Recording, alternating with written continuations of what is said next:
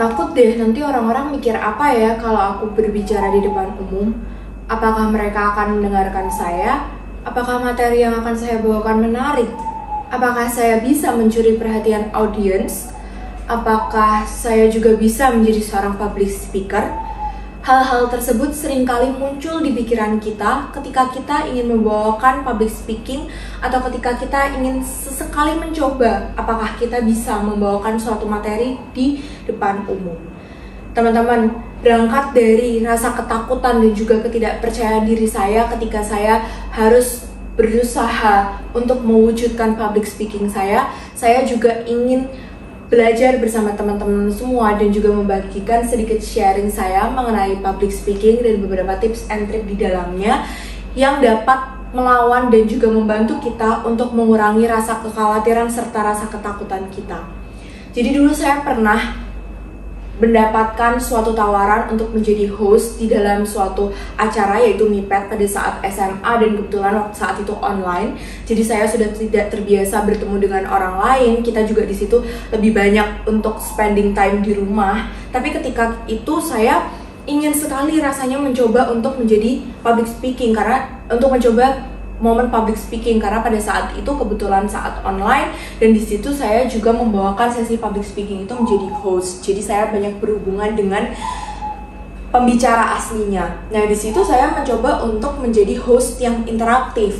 Tapi ya tidak semata-mata langsung saya bisa menjadi host yang baik. Di situ saya juga banyak belajar dari teman-teman yang lain tapi setelah kejadian itu pun, setelah saya mencoba dengan experience itu, ternyata rasa ketakutan saya tidak berhenti sampai di situ. Ternyata ketika saya harus membawakan sesi public speaking, saya juga masih seringkali tidak percaya diri dengan akan apa yang saya bawakan. Nah, makanya dalam sesi ini izinkan saya untuk memberikan sedikit sharing mengenai public speaking. Akan saya mulai dengan apa itu public speaking, teman-teman. Nah, menurut teman-teman sendiri nih, apa sih public speaking itu?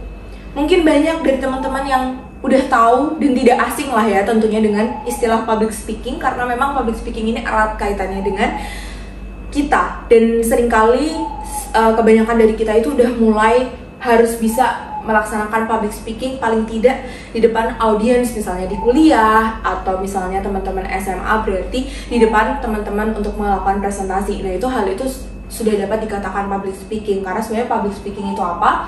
The art of effective oral communication with an audience. Jadi ketika kita berusaha untuk membangun komunikasi secara lisan ya teman-teman dengan audiens atau ada pendengar dan juga ada yang memperhatikan isi materi dari kita. Nah, ini sedikit pengantar dan juga pengertian mengenai public speaking setelah saya melakukan beberapa research dan juga dari internet.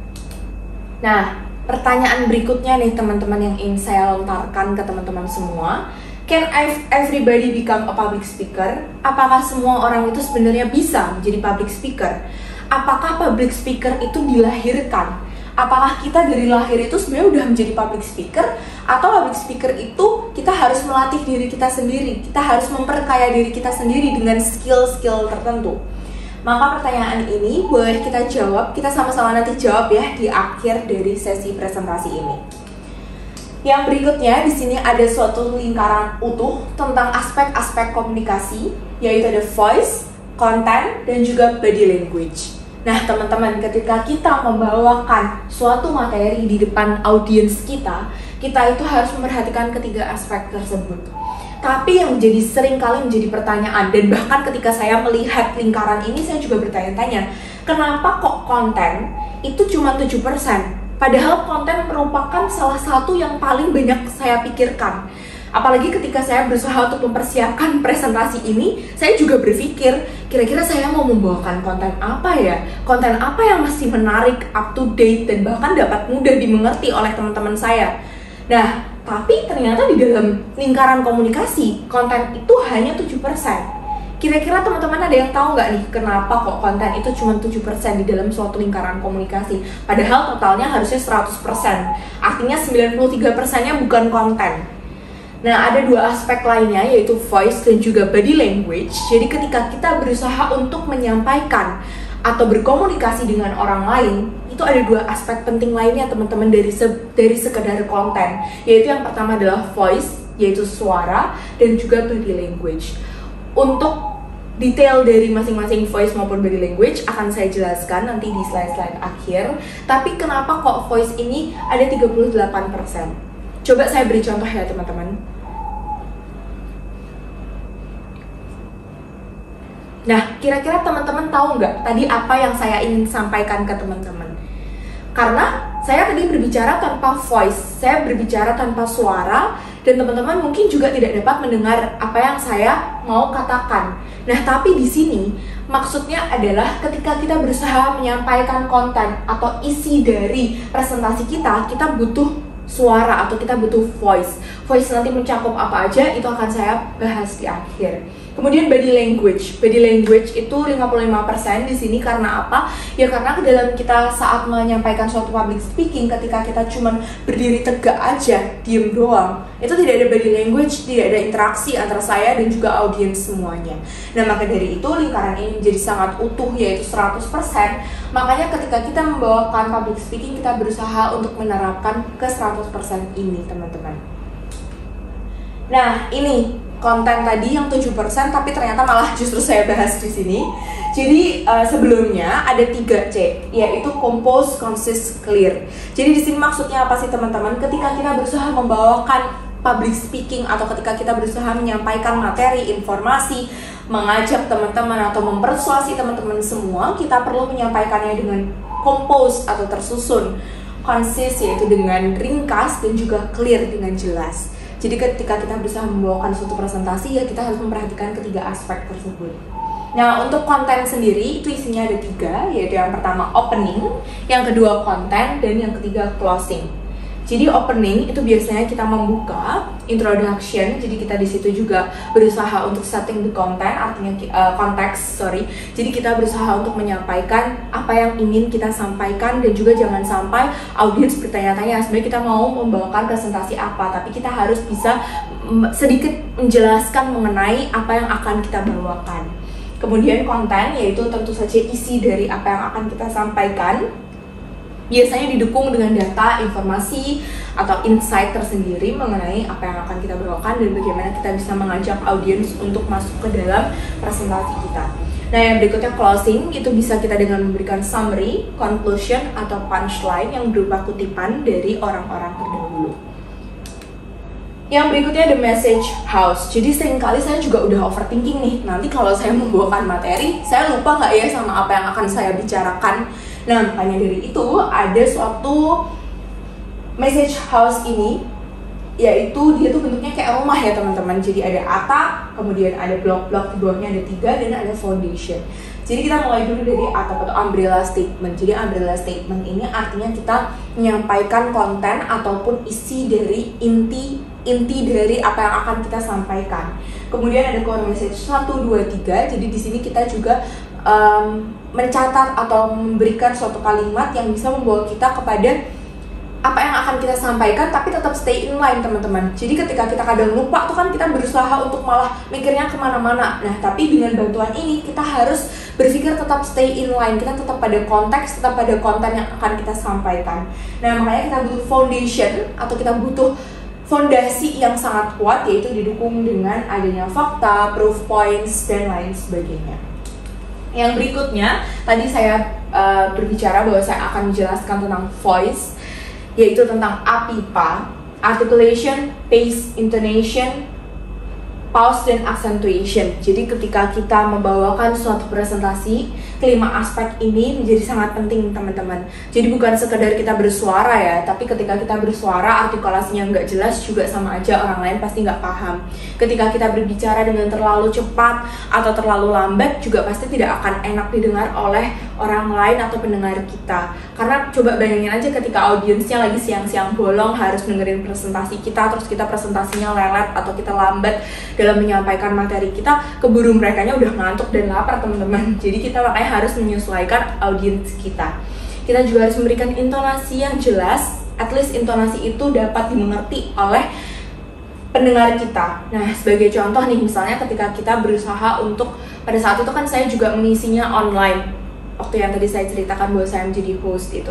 Nah, kemudian saya ingin bertanya nih ke pembicaranya, kayak, apa kabar Pak? Tapi kayak saya cuma tanyanya seperti ini. apa kabar Pak?